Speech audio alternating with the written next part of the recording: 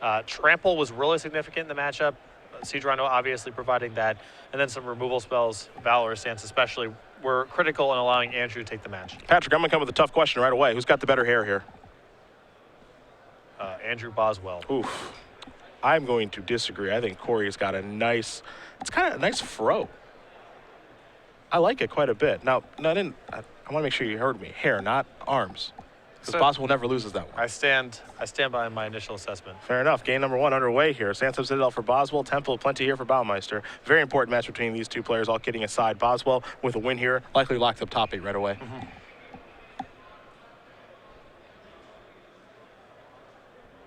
And Brad clearly rubbing off on his brother. It's funny because everyone knows who Brad Nelson is, player of the year, multiple Pro Tour top 8s, Grand Prix champion, arguably the best standard player in the world. His brother is a very, very good Magic player who just doesn't play all that much anymore. He took a pretty long time off, I think about 2 years before deciding to come to this tournament. Brad said, you know what, I'll take you to one tournament this year. Where do you want to go? Corey obviously lives in North Dakota. He said, get me the heck out of here. Get me to Miami where it's warm. I'll come down and play some Magic, and he is making the most of it. No buys, by the way. And this is great because the last time that I saw Corey, he was struggling in the grinders the night before. I watched him lose a match to Kevin Jones, and Jeskai Aggro does not seem like a good matchup for this deck. But didn't need any buys here. 10-0-2. Boswell to a fantastic start. Fleece Main Lion and Rakshasa Death Dealer. Corey with the Voyaging Satyr. Certainly not a bad start. Now here's a copy of Pelucranos, immediately putting Boswell to the test after a removal spell. Now Boswell's removal, he does have quite a bit. 4 Heroes Downfall, 3 Valorous Stance, and an Obzon Charm. So a 5/5 is certainly not the end of the world, but if he doesn't have one, that will put the brakes on. I believe Boswell does have a downfall here at the ready. He's tapping some mana. Looks like he's going to take 1 to cast this downfall. So Pelucranos is going to bite the dust, which will allow Boswell to attack for 5 points of damage. Baumeister already down to 12. Manic Influence will be the land, and Boswell will pass the turn back over to Corey, who will take a draw for his 4th turn, and it is a forest. This will be a really solid spot to have Whisperwood Elemental. Well, he's tapping 5 mana, so it seems like he does, and he will play Whisperwood Elemental, which means it'll allow him to manifest as well. Heck of a card, isn't it? Yep. Been very impressed. One of those kind of good at all stages of the game sort of cards. Boswell's hand here, Hero's Downfall, and Offense of the Foremost, Boon Satyr. Sweet when you're winning, sweet when you're losing. Sweet when you got 5 mana, sweet when you got 50 mana. Yep. It's a very powerful card. Now, Boswell's goal in this match, as we saw when he played against Adam Jurczyk to kick off today, is don't let him get set up with Master of the Unseen, with Genesis Hydra, with Pelucranos, none of that stuff. Keep pushing the gates down. Don't ever let the Devotion deck get their feet set, because once they do, there's no coming back. Exactly. The only range that Boswell really has in the deck is Siege Rhino. There's no flying, so once the board gets locked up, that's about it. Hero's Downfall is going to take care of Whisperwood Elemental. Into the red zone comes Boswell. He's willing to trade here, his Death Dealer, with this creature. And they will trade. So Boswell trying to continue to force through damage. Courser of Crufix was the manifest creature. 3 damage does come across, so Baumeister's down to 9, and he'll take a draw. So if Boswell's willing to trade the Death Dealer there, I assume his hand has to be flushed with some expensive spells. Well, he does have a Boon Satyr and Offensive. Those are the last 2 cards in his hand. That makes sense. If his man's going to be tied up doing other things one way or the other. He also has Fleece Main Lion in play that he can go monstrous with, so... I was a little surprised by that trade, but most likely it's just to free up mana to do other things. And since the manifest creature turned out to be Courser Crufix, I'm sure he's actually pretty thrilled he got off the table.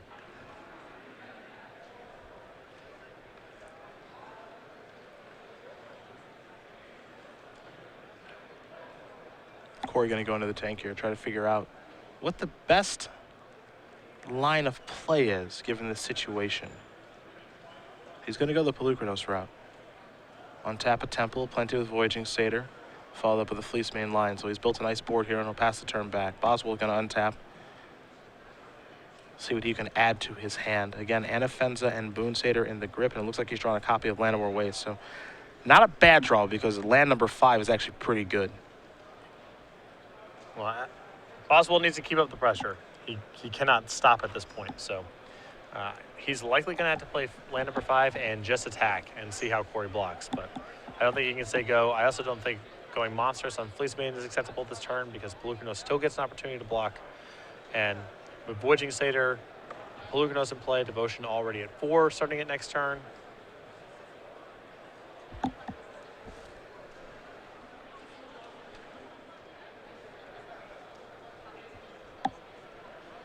And we're going to see what the boss can figure out here.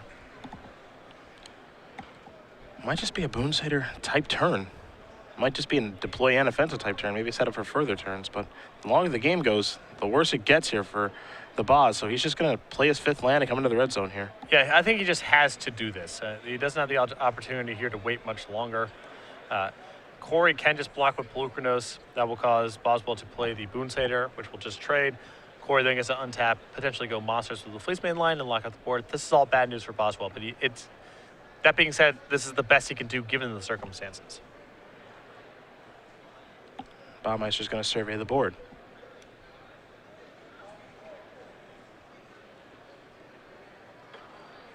A difficult decision indeed here for Corey. Our lone undefeated player in the tournament at 10-0-2. Certainly has a decision to make.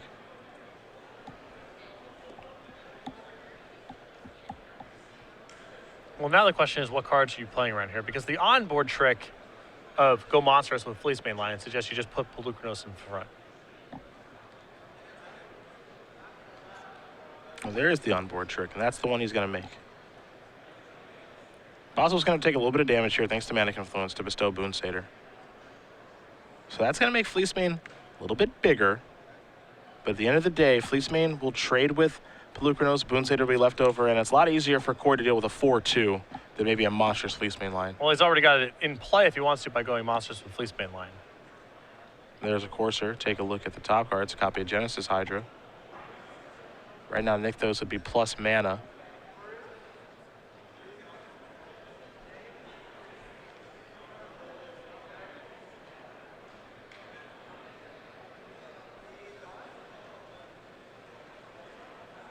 It's a big draw for Corey next turn, assuming he gets there. I'd be surprised if he didn't, given what's in Boswell's hand, which is just an Anafenza right now. At 9, he has the opportunity of trading or chump blocking, whatever he deems to be a better play. So Corey's going to be able to get to next turn, and that Genesis Hydra will probably turn this game around fully for him. There's a Mastery of the Unseen. He'll untap Temple upon the Voyaging Satyr, play an Elvish Mystic, pass the turn back. So Baumeister's empty-handed with a Genesis Hydra on top of his deck. Boswell's going to take a draw step here. It's a copy of Rakshasa Death Dealer to go along with the Anafenza that's in his hand. But Corey's starting to get his feet set now. Here comes the Boonsader. And this is a pretty hopeless spot for Boswell, but he just has to keep plugging along with these attacks. Yep.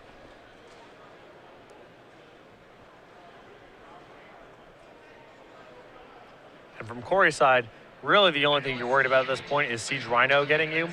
So I think no blocks is unacceptable. I don't actually care what he blocks within the spot. I'm fine chump blocking with a Mystic, in fact.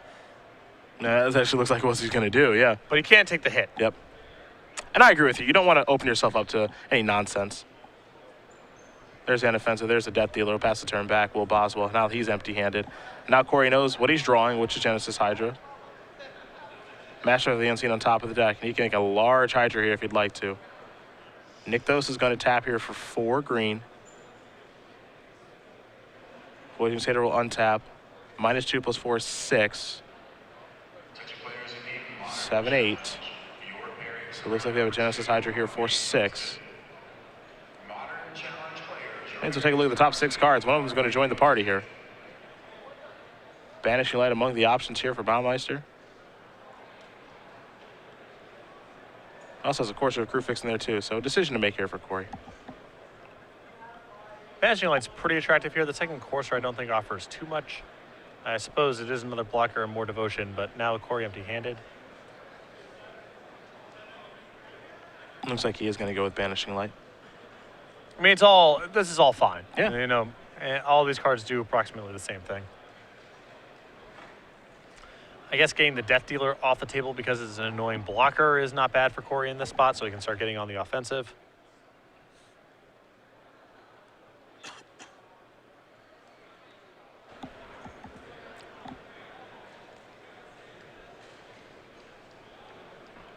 Top card now is Elvish Mystic.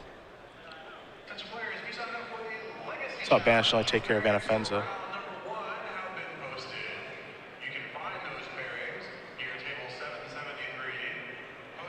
See if Corey's comfortable with any attacks here. Looks like he is with Fleece mainline.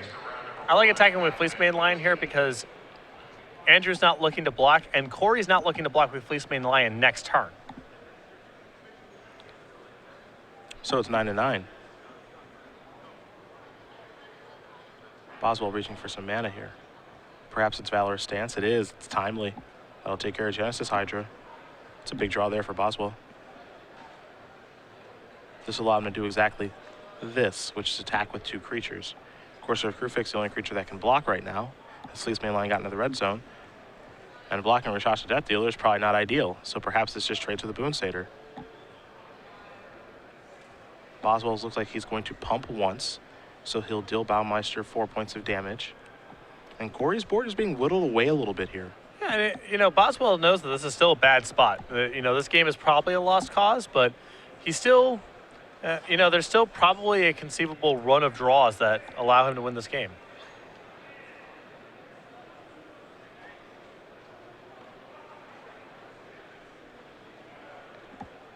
We're in Baumeister's upkeep. He knows the top card of his deck's a Elvish Mystic, so it looks like in the upkeep he's going to manifest. And so now he'll get to draw a card. And conveniently, he has enough mana to unmorph Elvish Mystic. Looks like Corey's draw this turn was a Genesis Hydra. Yeah, I mean, the most straightforward line of play is this. Attack Andrew down to 4, unmorph your creature. If Andrew draws nothing, he's dead on board. If he draws something, he still can't attack. Yep. It basically has to be Siege Rhino for him to continue to play. Looks like Corey's going to unmorph right now, too. Or at least considering it. He'll wait. We'll go back Boswell's way. You said it's got to be a Siege Rhino, so let's see what the draw is. And I don't think Siege Rhino even results in a win. That's just the requirement for the game to go on. Oh, turn. yes.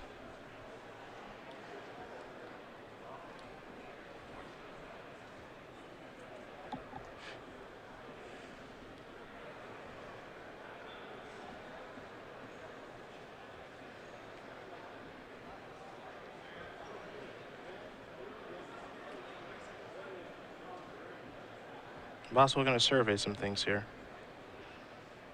Just a Rashasha Death Dealer on his side.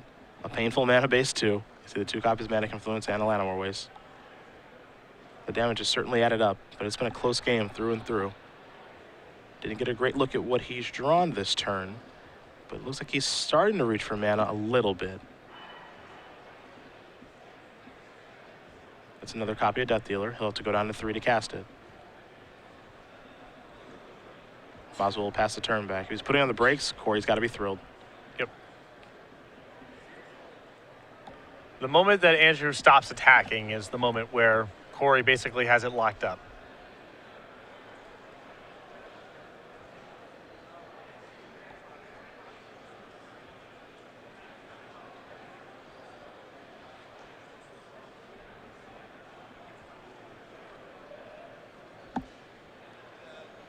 Corey going to take a look at some things. I think maybe he's considering unmorphing his manifest creature, but he elects not to. Now he's trying to figure out, do I have any attacks that can just make it lethal right now? Well, even setting aside making it lethal, if you are able to knock Boswell down to 1, that means the 2 copies of Mana Confluence are off the table, meaning Siege Rhino is no longer castable. And at that point, I don't think there's really anything that Boswell's drawing to. Yeah. He can also no longer bestow Boon Satyr. Closes a lot of cards Yeah. off. I mean, Corey realizes this, and he's coming into the red zone with everything. So there are your blocks. This attack doesn't have to be lethal for it to be really good for Corey. Yep.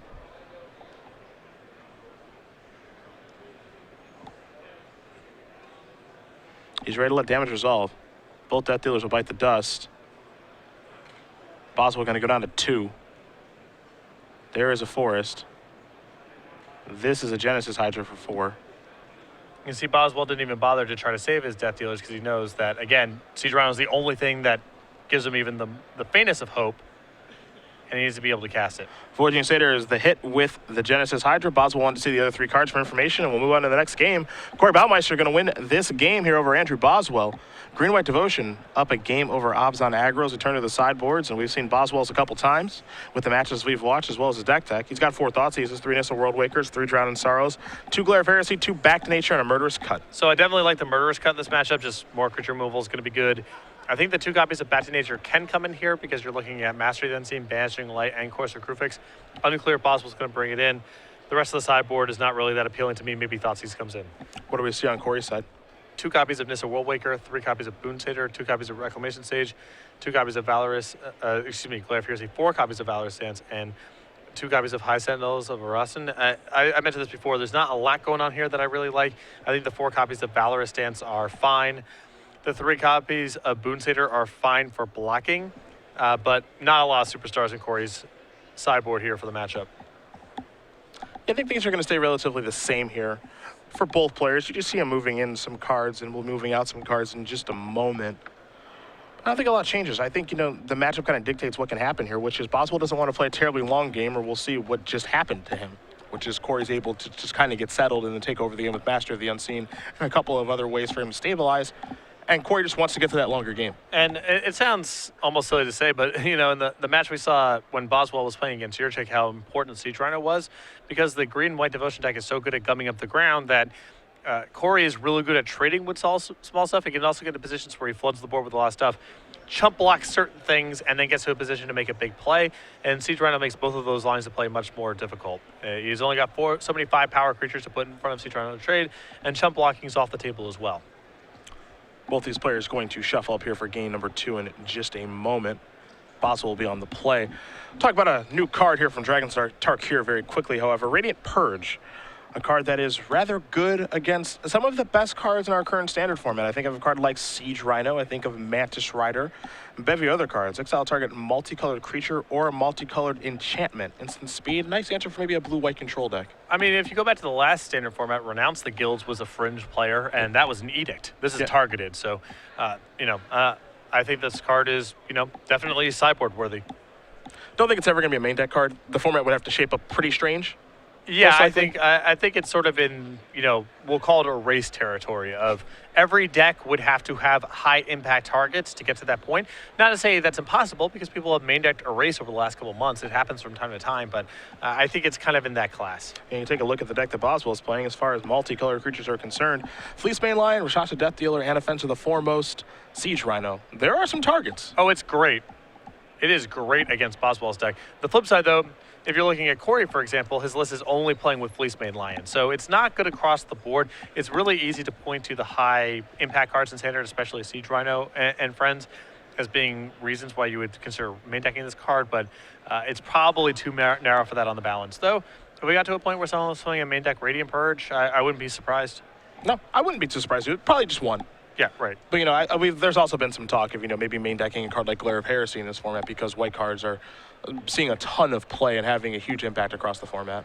Yes, and again, that's the metagame has to get to a pretty distorted place for that to happen, and Glare of Heresy really hasn't been incorporated in main decks, even though, as you mentioned, red-white aggro, the most, and Obzon, the 2 most played decks, and still Glare in the main deck is not something you really see. I'm going to come back to the booth here really quickly as Corey is using the restroom. I don't think you guys want to stare at that table, so you get to stare at us instead. Cedric Phillips, Patrick Sullivan here from Miami. Star City Games bringing you this Grand Prix. Talking more about some of these cards that are coming with the news. We had a couple reprints as well. We talk about Radiant Purge actually being able to become multicolored creatures. Well, there's the opposite of that in Ultimate Price. It's coming back, and talk about the cards here in Boswell's deck: Fleecebane Lion, Death Dealer, and Offensive Siege Rhino. Well, that can't kill any of those. So I don't know how well positioned Ultimate Price is. It was really good in Mono Black Devotion, obviously, but different format. Formats dictate what you can and can't do. Right, and I still think that card is going to be excellent. If it, not necessarily a main deck worthy card, then certainly in sideboards. Just 2 mana to kill a threat, and there's plenty of threats that it kills. That's just a really good deal in constructed Magic and standard, and so it's going to be all over the place. Probably some amount in the main deck and then a lot in the sideboard. Now, I like that particular reprint, because before, when you and I were playing a lot, Smother was just kind of like the removal spell and it just kind of killed everything. Of course, it's 3 or less, but back then 3 or less was basically everything people were playing. And then Doomblade for a while was just, okay, I just get to kill every single card that you play. But now the removal spells in Magic, be it Radiant Purge, be it Ultimate Price, which is on its way back as well, those cards obviously the text matters and what they can kill and what they can't kill. So it informs your deck building. Although it's interesting to me, I think that Smother kind of got a bad rap because of the consequences of its time.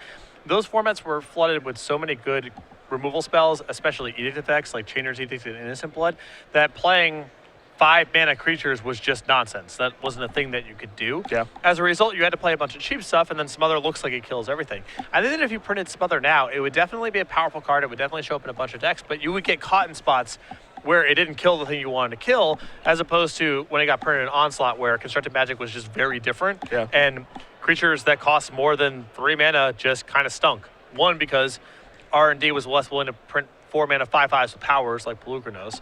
And second, the removal and the counter spells were so efficient that playing with expensive stuff really wasn't something you could do. I'd be surprised, for example, if we ever see a card like maybe Terminate get printed again. Yeah, I think Terminate is probably it shows up all the time if you're going to put it in Standard, and it just means that a lot of your cards interact the same way, Yeah. and your deck building choices matter a little bit less. Terminate's not the end of the world, but it's probably not the healthiest card to print. I do just like that, we've gotten to that stage of Magic where, before certain stages, it was just, okay, well, I start with these 4 removal spells. There's really no consequence to me playing these. They're going to do what I want them every time. And now you have to pick and choose your removal spells correctly. Yeah, I mean, even we have felt some consequences of Hero's Downfall. It has done some amount of you play 4 of these and it sort of homogenizes gameplay. And Hero's Downfall is a lot lower in power level than some of the other removal spells we're talking about historically. So it's an easy thing to mess up. R&D, by and large, the last couple of years have done a very good job with it. But if you mess it up, it can be really bad. Boswell going to take a look at his opening hand here. He'll be on the play. I'm honestly surprised by a reprinting of Ultimate Price. I'm a little surprised, but I kind of like it. Yeah. Printing of Ultimate Price also might be a way of trying to get some juice into morphs. Sure. Your morphing and your manifesting is pretty sweet if Ultimate Price is a removal spell that's floating around. That's true. Bob's giving this one a long look. Ultimate Price in a regular Standard format's probably going to kill most stuff, but in a format where there's a lot of gold stuff and you're trying to encourage morph, then maybe it's more situational than we might guess at first blush.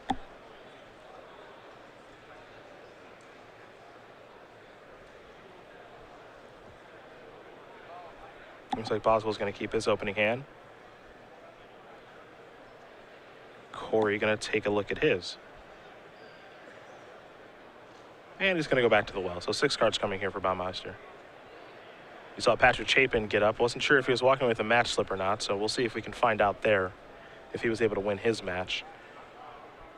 He was 9-2 coming into the round.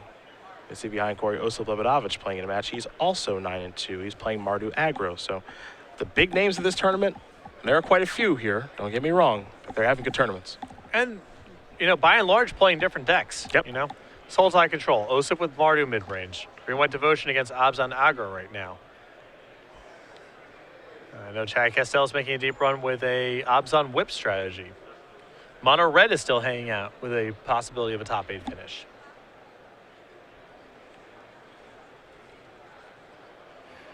And we've just been informed that it looks as though Patrick Chapin did lose his match. So that'll be a 3rd loss for him. And out of top 8 contention now is the Innovator. So it looks like Boswell has brought in the Nissas. There's one in his opening hand. What I like about Nissa is Nissa generates creatures with Trample, and Trample's very good against the Green-White Devotion deck. Very, very good. What I dislike about it is slow, and I'm not sure that Boswell is favored in a long game, even if he has access to Nissa. Corey going to take another mulligan here, so he's going to go down to 5 while Boswell will wait patiently.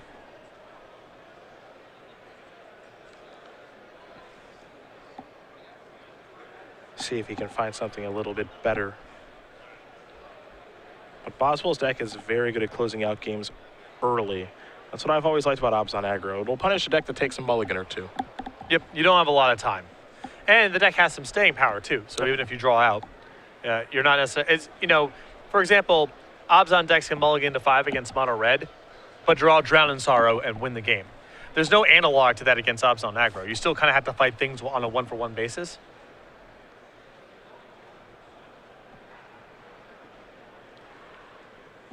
Corey will look at 5. He's happy. Boswell going to start with Lana Royce, pass the turn back. Elvish Mystic the draw for Baumeister. And he'll start with exactly that off of a forest. Boswell plays up a copy of Fleecemane Lion. He'll have to take 1, and that's what he'll be casting. We'll head back Corey's way. Mastery of the Unseen the draw. You can see a little bit of issues with Boswell's mana right now. A second Plains in hand, and Anafenza, which cannot be cast. Rakshasa Death Dealer, which cannot be cast. There's Master of the Unseen. Baumeister's going to have to pay 1 to cast it. And we're going to head back Boswell's way. We'll see what his draw step is. Temple of Silence. That fixes the mana issues. Well, with Glare of Heresy in hand, that's about as good as it gets because he has an opportunity to play the Temple, glare away the Mastery, still have a turn where he's interacting, get to black mana, scry. Good looking turn. He's even going to leave the card on top, so Boswell's happy as we go back Baumeister's way. Master of the Unseen, the draw here for Corey. You see the Temple of Plenty in hand. Also has a Whisperwood Elemental. Remember, Baumeister did mulligan to 5 this game.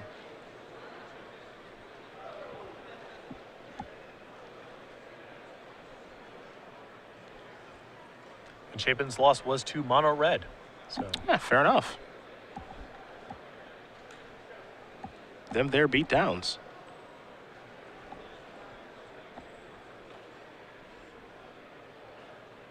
We got it, you and Tom Ross working on mono red, man. When Dragon's Artillery comes here, Zergo Bell Striker, Lightning Berserker, that's all you guys. It's an embarrassment of riches right now. That's you too.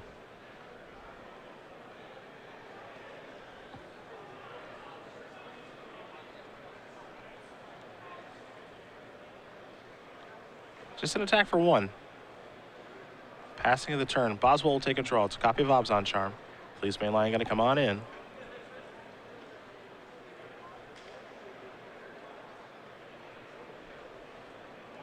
The follow-up here is pretty good. It's an Anafenza. It's a Plains. Pass the turn back.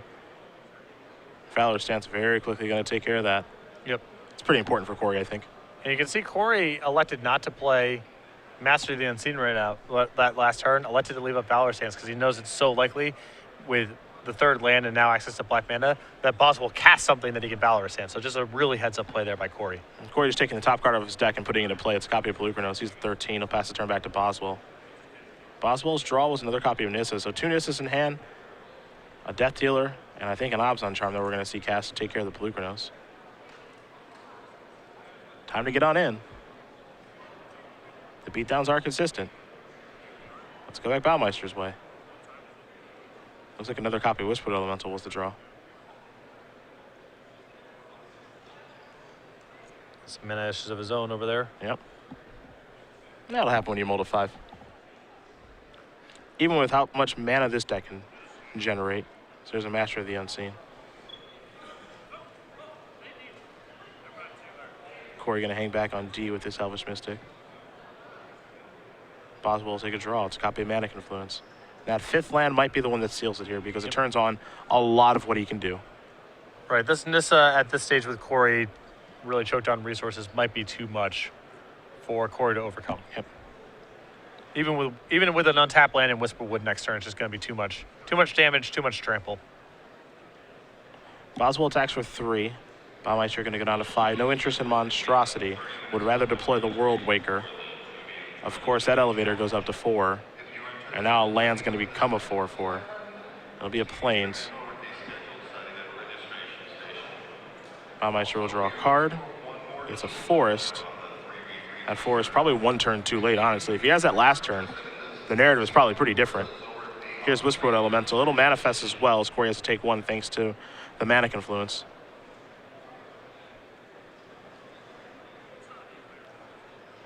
But there's no blocking out of this now with Corey at 4. Yep. He knows it. He's going to concede the game. So Andrew Boswell is going to win game number 2 here against Corey Baumeister. Abzan Aggro ties it up here against Green White Devotion. We'll get ready for a 3rd one.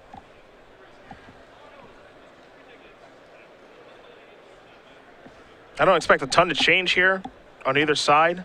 I imagine they'll go back to the sideboards, but I expect a pretty quick shuffle and present and get ready to go. What I'm interested about is, you saw the glares there in Andrew's deck post board. Now, unless High Sentinels came in, which I suppose is possible. Everything that Glare of Heresy kills, Back to Nature kills. And Back to Nature kills everything. So I don't know if Andrew necessarily knows the specifics of the Green White Devotion list. I don't know if he brought in Glare of Heresy alongside Back to Nature, but the most likely scenario, Glare of Heresy is just worse than Back to Nature in this spot. So you're a Back to Nature guy. I guess Fleecemane Lion, that's the one card. Glare can get a Fleecemane Lion. That's true. That's true. I don't know how much Boswell cares about that card specifically. I think it's interesting. I think in some situations he does, some situations he doesn't. Right, you know, it's hard for the card to be completely irrelevant because Andrew's ultimately trying to attack with creatures, but Yeah. it's not the highest priority most likely to get off the table. And you see Boss is going to go back to the board. I think he's just going to take a look, make sure he's happy with his configuration, but I just don't think a lot changes on the player of the draw this matchup. No, I don't think so either. I think that for Boswell, it's just an issue of what cards you want, what answers you want in your deck. I don't think play versus draw is much of a swing here.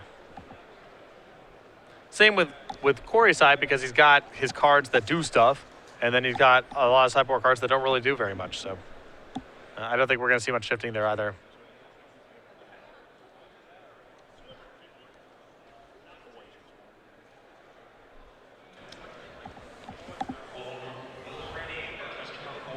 Well, taking a look again at the metagame breakdown here that was put together by Nick Miller. Obzon, 35 copies in a day two. If you group all the Siege Rhino decks together, there were 24 Obzon mid-range decks, 7 Obzon aggro decks. Of course, Boswell pacing the field, 3 Obzon Reanimator decks, and Craig Wesco's Obzon Mastery deck. If you haven't had the opportunity to take a look at that deck tech that Nick Miller did with Wesco in the sideboard, I recommend that should do. It's an innovative brew there from Craig. Red White aggro, 22 copies.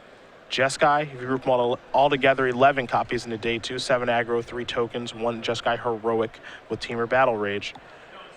10 copies of Blue Black Control, and then 9 copies of Green White Devotion. You throw in Corey, Brad Nelson, Michael Majors, Sam Black, that's 4. Ross Mayer, maybe number 5. A lot of players playing this deck, a lot of name players playing it, and it's having a really good weekend. It is the breakout deck of this tournament, for sure. I mean, if you ask me what version of Green Devotion is going to show up here this weekend, I probably would have guessed Green Splash Red because we see that most frequently. I would have, my second guess probably would have been a splash of black and more of a Constellation shell. White would not have been my guess. No. But this deck has demonstrated the power of Master of the Unseen. There was, of course, the match between Sam Black and Michael Majors where both players ended up above 400 life and drawing. That was a thing that happened. But Master of the Unseen, looked at as a sideboard card to begin with, certainly by myself, and I know many others. It's a main deck player. Definitely in Nykthos shells, and Craig Wesco even doing some work with it in a non-Nykthos shell, Yep. which really surprises me. Manifest turning out to be a better ability than I think us as a community thought between Whisperwood Elemental and Master of the Unseen. Both those cards great, and they're both in this deck. Well, all Manifest is generate some morphs. So at that point, the rates on the cards determine it. Whisperwood Elemental's got an insane rate, and Master of the Unseen, specifically alongside Nykthos, can do some pretty crazy stuff. And most would think the life gain on Master of the Unseen wouldn't matter that much, but it's very important. I think R&D does a much better job now of making sure that there's a couple high water marks for every keyword, even if it doesn't facilitate a linear strategy, you know? Ellis Mystic is how Baumeister started game number 3. Boswell, well, he's making a very loud statement starting with a Manic Influence. Yeah. He's going to be taking some pain this game as Baumeister plays a Sylvan Caryatid and will attack for 1. Boswell already down to 19. Boswell take a draw. It's a copy of Windswept Heath. He also has a copy of Caves of Koilos in hand. And all he can do is pass the turn back, so no 2-drop here either. Though if you see his hand, he does have copies of Valorous Stance, 2 of those, and then a Glare of Heresy. So he's got things to do if Baumeister does cooperate. But this is also a really suspicious opening from Boswell here as well. Sure, this deck having nothing to do on turn 1 or 2. No lands that come into play tapped. Yep. You know, it just kind of indicates that there's probably something going on here, some sort of removal spell. Valorous Stance makes the most sense. I don't buy it. There's an attack for 1. Corey gonna play a Forest. Master of the Unseen. Voyaging Satyr, pass the turn back. Boswell will sacrifice his Windswept Heath. No Ravnica dual lands to search up in this format. He's got to play a little more honest with just a basic Forest. And it looks like Boswell has brought in Drown in Sorrow, so he's done some pretty heavy sideboarding here. And this would not be a bad spot to have Drown. I don't hate it. Kill 2 mana creatures wouldn't be bad.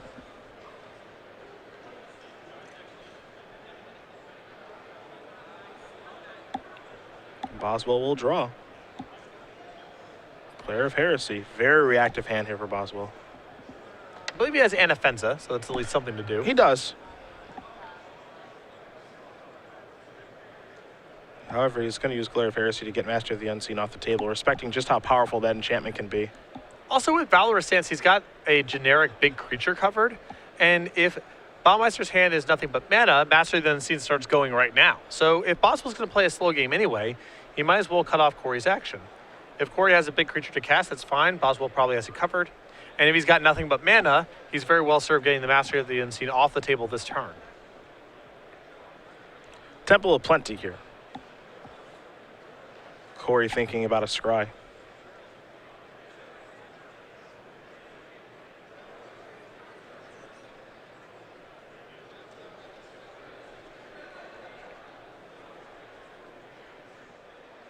Thinking long and hard about it too, because I have to imagine he's wondering, what is in Boswell's hand? He's not doing anything.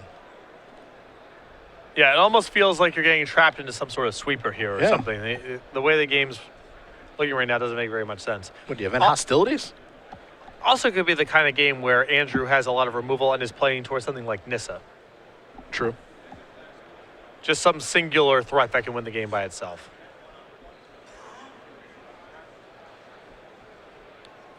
They're the attackers, going to keep chipping away with these mana accelerants. The follow-up, well, how about another one? Now Drown Sorrow would be a doozy. But that's not the draw. It's a Llanowar Waste.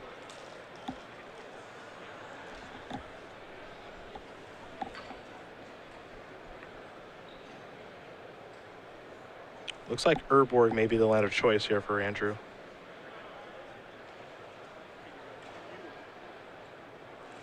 And it will be. All I can do is pass a turn back. So, does have Anafenza, but not willing to cast it. Well, Corey left the card on top of his deck, so he's anticipating, I think, a big play this turn. And there's the attack for 3. And I think Corey might have left Valorous Stance on top of the deck. These two jockeying for position. The alternative is if Corey left a removal spell on top of this deck, this way Andrew can leave up Valorous Stance of his own. Boswell going to take 1 to play Anafenza.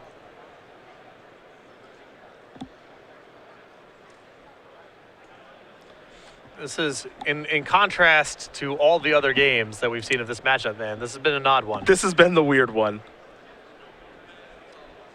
Boswell going to take 1 here to Valorous Stance. The Valorous Stance. But Corey has a Fleecemane Lion. And the ability to play and activate in 1 turn. Yeah, Corey can't do this fast enough. And I wouldn't be able to either. That's a perfect spot to be in. He'll pass that turn back. Look at Boswell's mana, you know. If he does not find Siege Rhino or some other similarly large creature, Fleecemane Lion could just run away with the game. Well, Tasigur is a large creature. 5 toughness is certainly relevant here in this situation. Yeah, it had to be something of this size, because if he just draws some random small stuff, the Fleecemane Lion creates a lot of problems. Boswell with 3 cards in the graveyard. So he'd have to pay 3 mana to be able to cast it. Gonna play Temple of Silence to start. Top card, staying on top.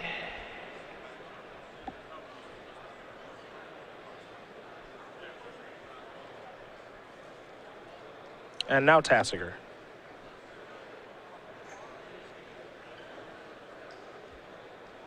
Pass the turn back. We'll go about Monster's Way.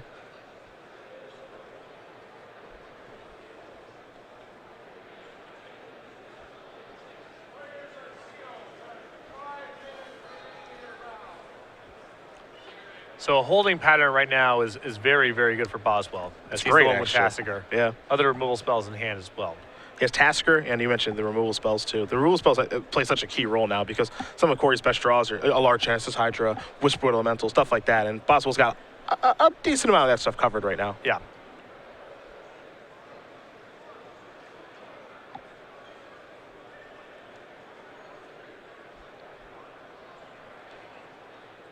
Boswell just going to pass the turn back. Tasker activation at the ready. Tasker a 1-of here in Boswell's list. Might be proving to be worth it here. Baumeister going to start tapping some mana. Well, he's tapping a lot, so I think we know what's coming. Yes, it's a Genesis Hydra. It's for a lot. A lot is 8. So Corey will take a look at the top 8 cards of his deck. And he will take one and put it into play. And it's going to be a Wishwood Elemental. Corey shows off what he elected not to take. And Genesis Hydra among them. Of course, he has to shuffle these cards back in. And we'll see if Corey gets the opportunity to go to his end step and trigger Wishwood Elemental. This is a really, really good spot for Valorous stance out of Andrew's deck, as he can take care of the Wishwood Elemental before there's a trigger and still have the mana left over to activate Tassiger.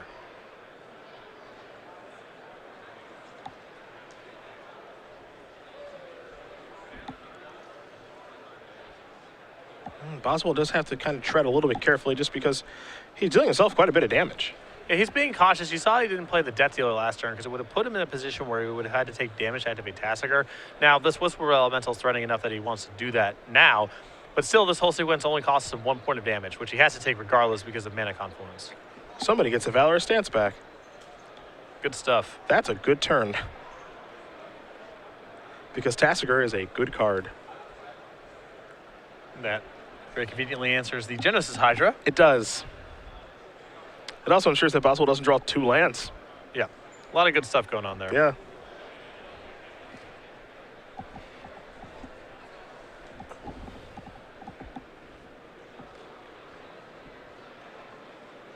There's Fleeceman line. Pain-free.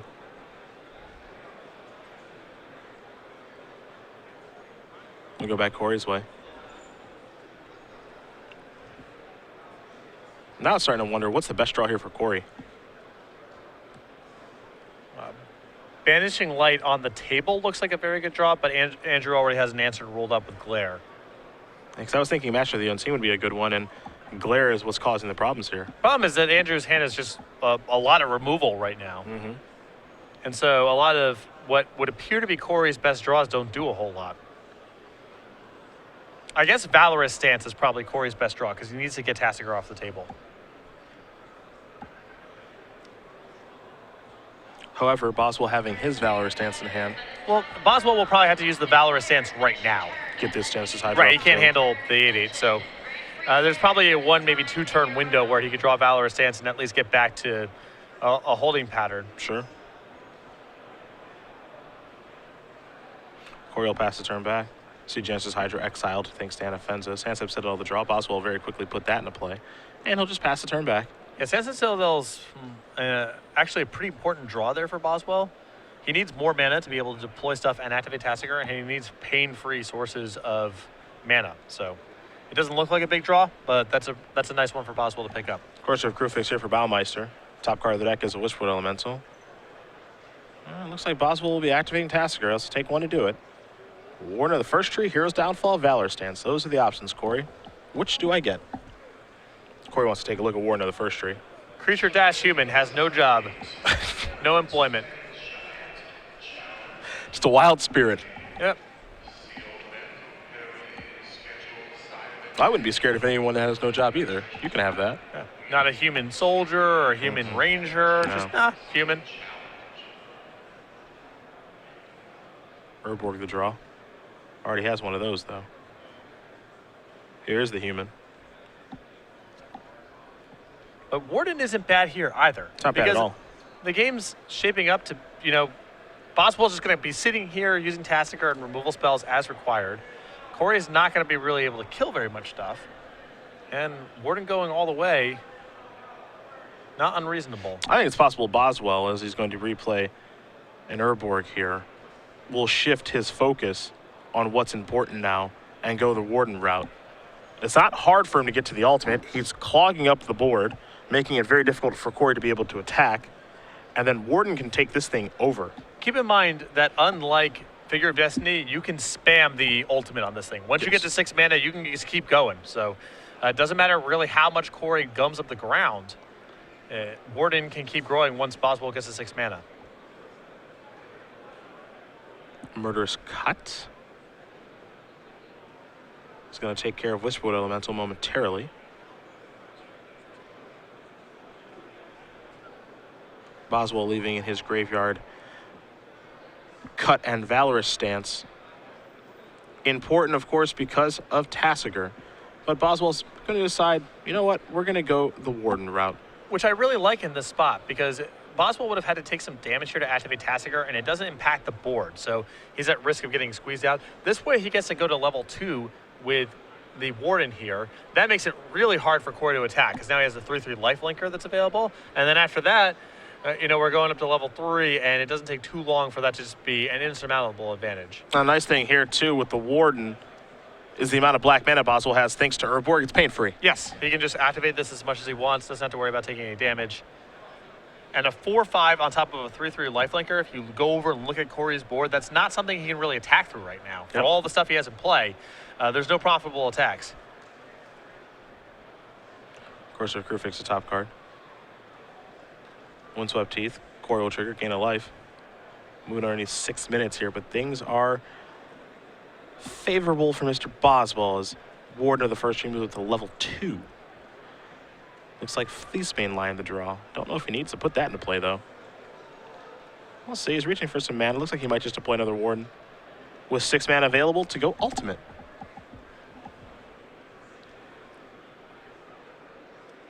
I've seen no one else so far go ultimate with Warden of the first tree besides Andrew Boswell, and I have seen it several times. Yep. This will be the second or third time I've seen him do it. And he loves this card in this deck. When we saw him on the Open Series, he was playing a couple copies, and he had a much lower to the ground version. He's got the full 4 here. And this is the deck that typically starts things on turn number 2. Turn 1 will typically begin things with a Temple, or it'll begin things with a Sansep Citadel. But this 1-drop is so powerful in Boswell's deck that he actually kind of looks at it as a 2-drop that lets him play in the early game and the late game. My kind of Magic card.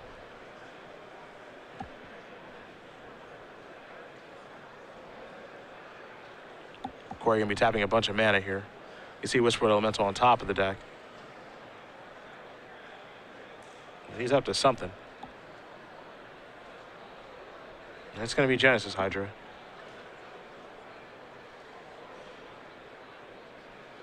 You're looking at 6 cards. You saw 2 Nykthoses, Corsair, Crewfix, Pelucranos, and 2 Whisperwood Elementals. He'll take one of the Whisperwood Elementals. Shuffle the rest back in, which Genesis Hydra requires you to do. We'll see the top card of his deck here in just a moment to Corsair. And that means the top card that we'll see to manifest. So this is, not a bad turn for Corey by any stretch, obviously. He just made a huge Genesis Hydra, got a Whisperwood Elemental for his trouble, but Warden might be too much. I think Warden is too much. Now, I don't think it's going to be too much on the first go. It'll be big, but it's the second time you activate it. Then it's almost insurmountable. But we're going to see Tasigur go here, it looks like. Yeah, Tasigur is pretty charming here because there's 2 removal spells to take care of the Whisperwood Elemental or whatever else you're worried about. But there's a certain efficiency to just getting Warden up now. And that's what it looks like Boswell's going to do. 5+1/+1 counters.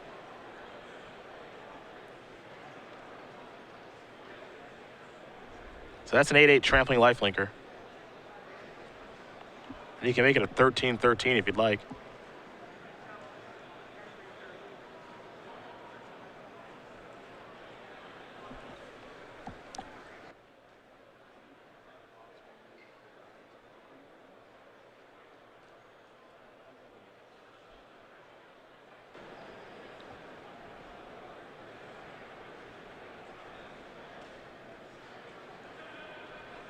So yeah, at this point, there's not a huge incentive for Boswell to make a move right now. As long as the game looks like this, even if Corey's generating a token a turn off of Whisperwood Elemental, eventually Andrew can overpower it. Here's Nykthos. Corey going to gain a life. You see both players getting kind of a stalled board state here. Now, Pelucranos on top of deck and possibly coming off this turn via Whisperwood Elemental, that does change some things. Absolutely, it does. Corey's got a lot of mana to work with.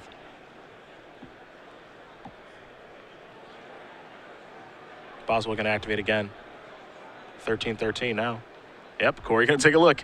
He's a little rusty. He was playing when Figure of Destiny was around. I was surprised by this too. Yep. I had no idea this was how that card worked the first time I read it, because I just assumed it was like Figure, but you can just keep going.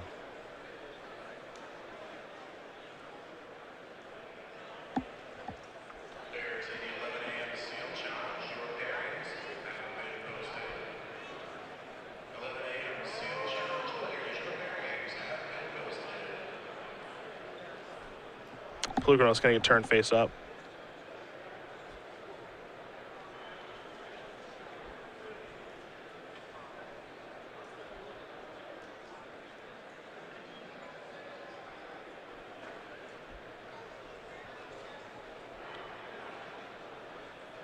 And I think the question is, how does this work, I suppose, in combination with the Whisperwood Elemental, perhaps? Well, now we're going to get a lot of mana here.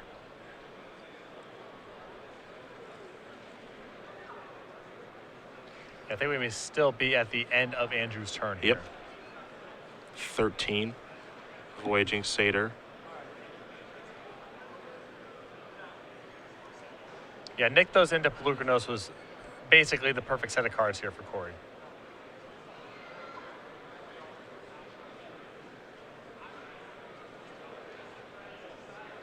So this might be 27. Jeez. 28. 29. I've seen worse turns.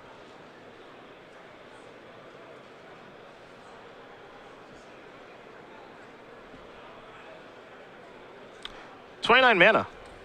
He's going to use it all. So this is going to be for 14.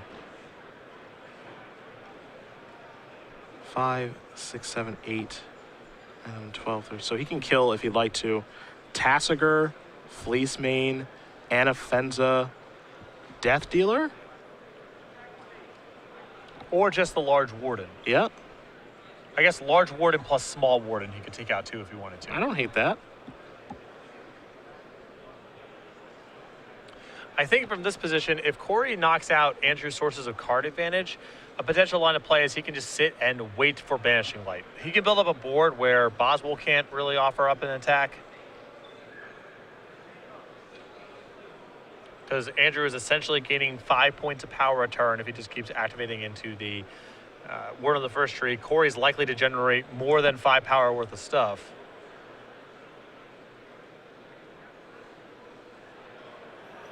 I think Corey just made a mistake with how he wants to fight there. So his targets were the large Warden, the small Warden, and the Death Dealer.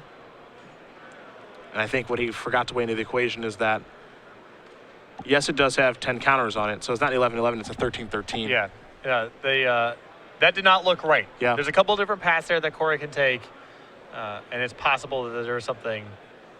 Corey was anticipating that Warden being smaller than it actually was. And Boswell with the draw of Heroes Downfall. And now, if the Downfall takes care of the Whisperwood Elemental, we're back in a holding pattern where Corey can't really offer an attack, and Boswell's back to being able to activate Tassiger / dump mana into Warden as appropriate. Corey's draw is a forest. The top card of the deck is a Genesis Hydra. So it's a bit of a tough break there for Baumeister.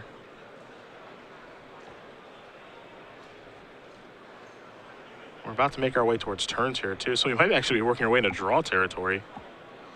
See the light totals here, 24-19. Both players have amassed enough power to play that it's not inconceivable for someone to be able to attack for lethal, but I suspect we're not going to get through Corey's turn here because of the complexity of it before time expires. And so we're going to be looking at a pretty short game past that.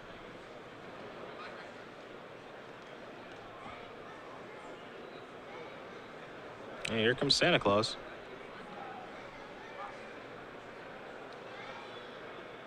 It's just a 19-19.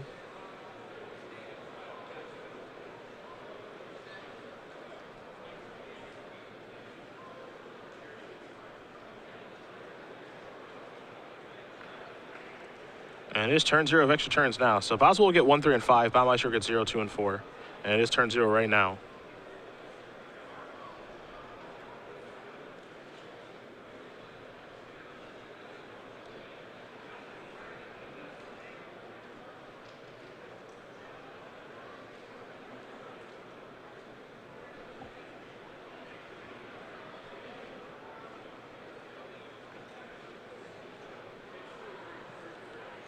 Fleece main line gonna chump block.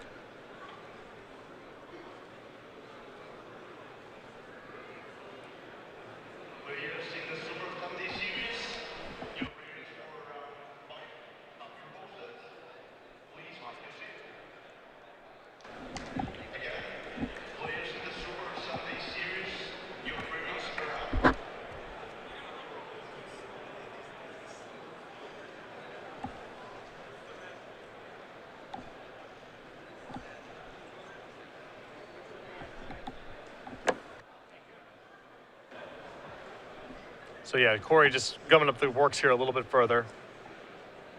Still not in a position to really cobble together lethal, though Genesis Hydra does have some big hits next turn.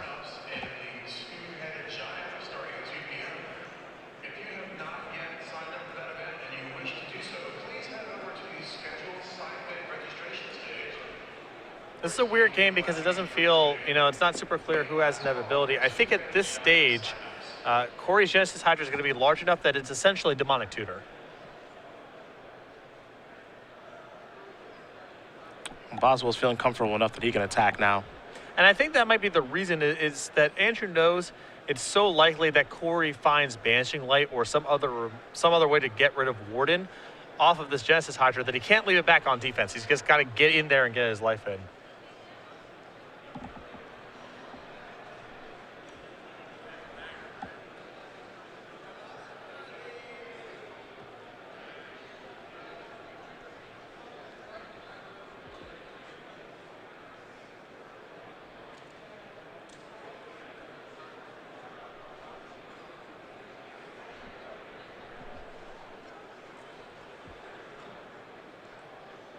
That Warden's an 18-18. Trample lifelink.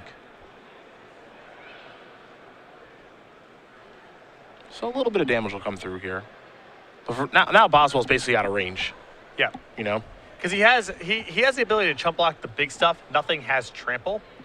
So if Corey's best shot here is huge Genesis Hydra, get a Banishing Light to take care of the Warden, I think Andrew can probably cobble together enough chump blocks on, the large Plukernos and the very large Genesis Hydra to at least get to a draw.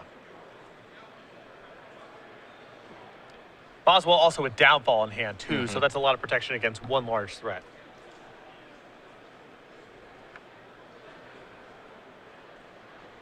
There's 4 mana. He's thinking Tassiger. Now he's thinking Downfall. Now he's just unsure. He's just going to pass the turn back. Turn 2.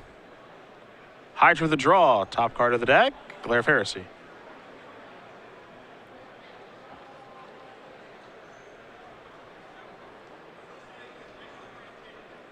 Nykthos activation for a bunch of mana. Looks like 11 green.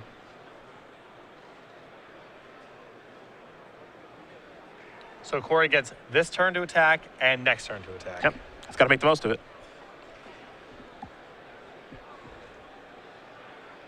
Here's a Hydra.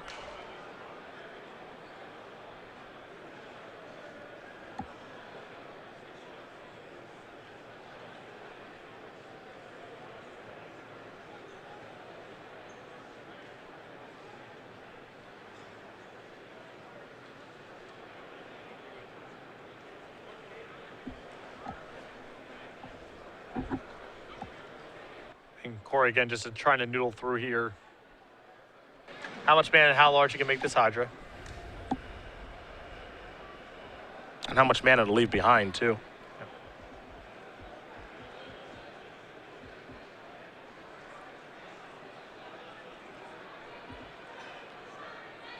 And the mana left behind is potentially a consideration because if he finds Plukernos, that might be something he wants to do immediately. Yep.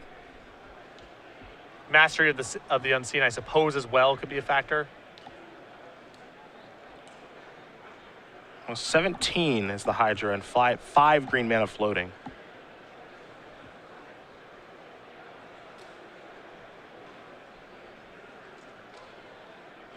And that was not Banishing Light in the mix. Valor Stance is in the mix. But that one doesn't matter, unfortunately. Yeah. Polukranos looks like the best thing going on in this reveal.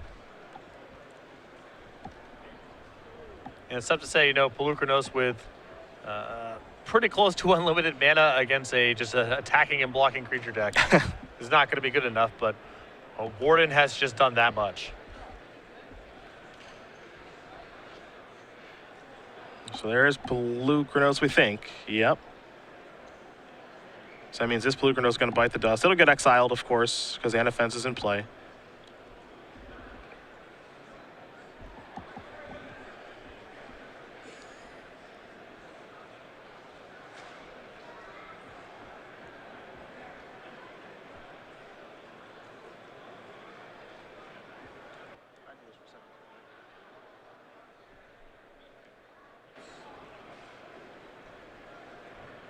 Top card's a Windswept Heath. Thanks, Courser. Glare of Heresy afterward.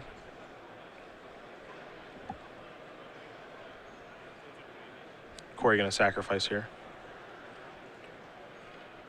I think sacrificing now because he wants on the top card of his deck and be as informed as he possibly can be. He'll lose one, then of course gain one thanks to Courser, so net neutral.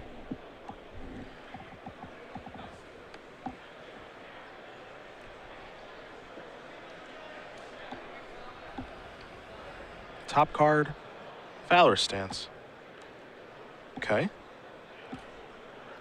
But no way to draw cards on the table here, and no cards in hand, so we can't get to it this turn.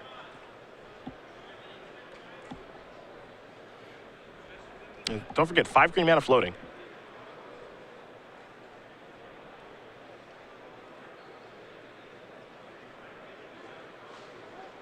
Yeah, that 10-sided die there you see is tracking turn count here as it were an untimed turn.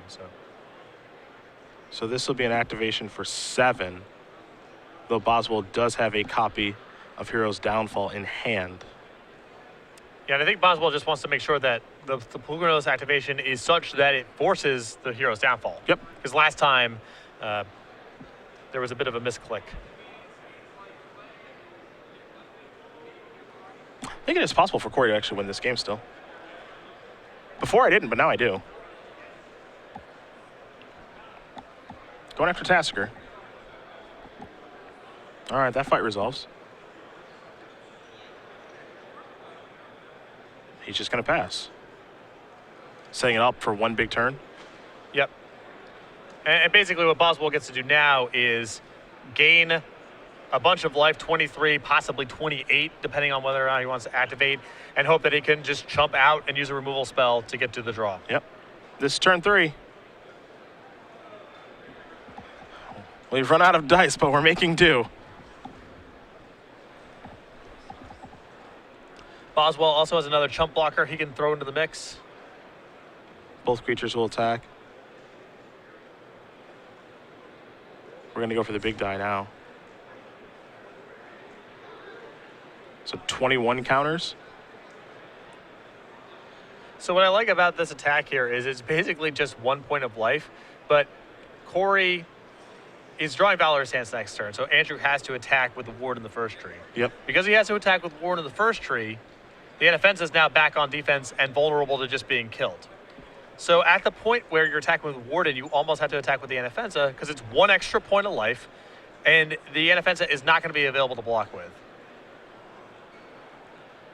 Because Corey can go untap Valor, Stance, or Anafense, attack with what I have. Yep. So because I believe Boswell's plan is just to play a Death Dealer here. This is a Hero's Downfall to take care of a large Genesis Hydra. And now an activation. Sure, this is the other way to do it. Yeah, Yep. This is all about trying to make Valorous Stance not matter for the purposes of what the last turn looks like.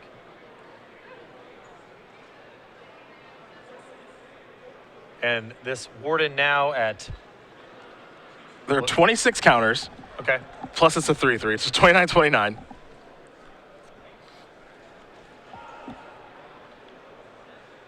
And Boswell's going to distribute damage. What's interesting about this is, I think given enough time, I think Boswell would probably lose this game. With Valorous Stance coming, I think that would be the case. Yeah. But as it stands, this is going to be too much life, and I don't think Corey's going to be able to push enough back in the other direction, especially because so much of his board is collapsing on this. He's going to lose a lot of it, yeah. Now Corey's able to deal 6. 5 is 11. 11 plus 7. Yep, so all this damage is going to be dealt. Warden's going to live through this combat. So maybe, well, nope, because then Valor Stance would take care of it. It's turn 4 now. Valor Stance to the draw. He'll kill that. And 66 to 17. Yeah, you can see Corey's just kind of shrugging his shoulders and says, I guess, I would attack with everything, but given the time, given where we're at, it's actually kind of tough to say who would win. Boswell would play a couple of creatures, has a Glare of Heresy left over. And these two players will shrug and probably draw, and that's exactly what it's going to be. So it looks like Andrew Boswell moves on to 11-1-1, and Corey Baumeister moves to 10-0-3, and all he can do is really shrug his shoulders in what was a really long, drawn-out, and strange Game 3. Yeah, no, and it's still not even super clear who wins if we keep on going. Yeah. It feels like we just go to the next stage. That said, 3 draws for Corey now. Basically the same thing as having 2 losses for the purposes of points. Boswell now X1-1. Both players still certainly live for top 8. A very, very weird third game there. We joined it with about 20 minutes.